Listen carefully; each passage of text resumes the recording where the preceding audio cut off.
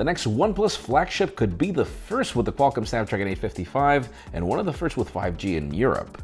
The Nokia 8.1 is now official and it brings a very aggressive price tag. And in case you had some bugs with your iPhones, iOS 12.1.1 was just released. I'm Jaime Rivera on day 2 of the Qualcomm Snapdragon Summit here in Maui. It's been great. Today has all been about the Snapdragon 855. This is Pocketnow Daily, powered by Qualcomm.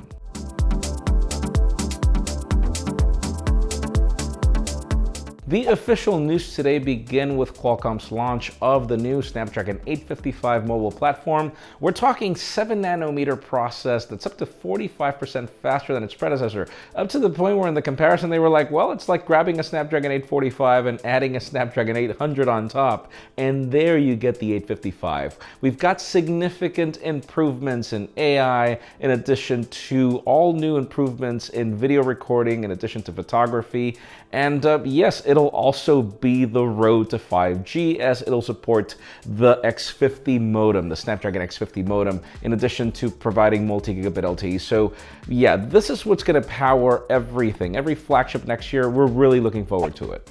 Now let's talk about AirPods.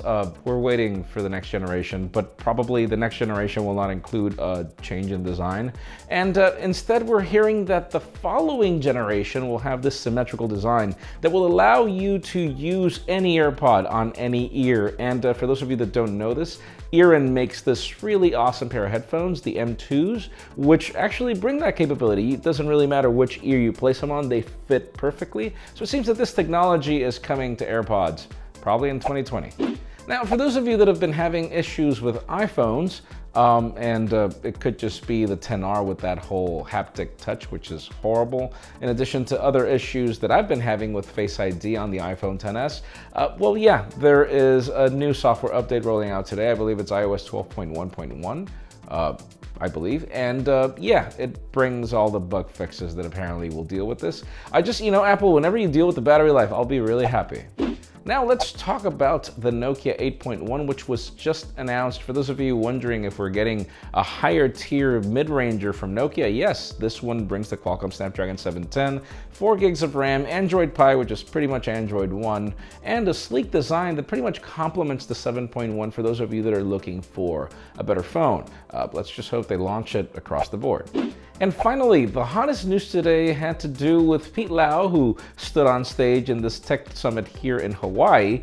And guess what? Out of all the announcements, he confirmed that they've been collaborating really strongly with Qualcomm and with major operators in order to bring us 5G to a smartphone. So he made bold announcements like the fact that their next flagship will be the first ever with the Qualcomm Snapdragon 855 processor, which makes me wonder about timelines. Yes, I mean, think about it. Timelines mean that we usually get Galaxies first and then we get OnePlus phones. So does this mean that the next OnePlus flagship is coming earlier?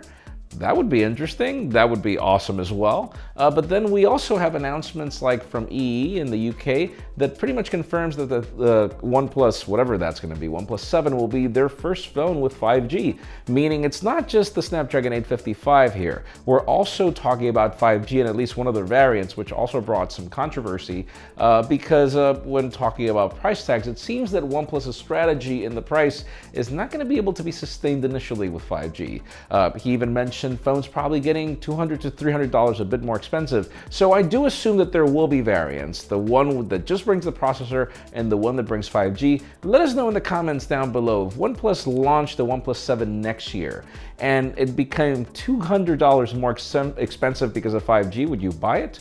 Because in my case, I mean, those $200 more expensive is still a ton of money less expensive than every iPhone out there with 4G LTE, and not that great 4G LTE, by the way. Leave us a comment down below. We'd love to know your opinion. Today's sponsor, Qualcomm, has just announced its latest and greatest Qualcomm Snapdragon 855 mobile platform, the world's first commercial platform to support multi-gigabit 5G, along with industry-leading AI, extended reality capabilities, and much more. We're talking 5G on both the sub-6 and millimeter wave frequencies thanks to the Snapdragon X50 5G modem, along with multi-gigabit 4G LTE and Wi-Fi, all with the great performance and power efficiency that Qualcomm is known for. Follow the link in the description below to learn more about everything it can do. Friends, again, if you want to get the news earlier, follow us on Pocketnow.com and subscribe to both our channels, English and Spanish, for more videos like this one. You can follow me on Twitter, Jaime_Rivera, on Instagram at Jaime Rivera. Please give this video a thumbs up if you like what you saw. I'm Jaime Rivera. Thanks so much for watching. We will see you tomorrow.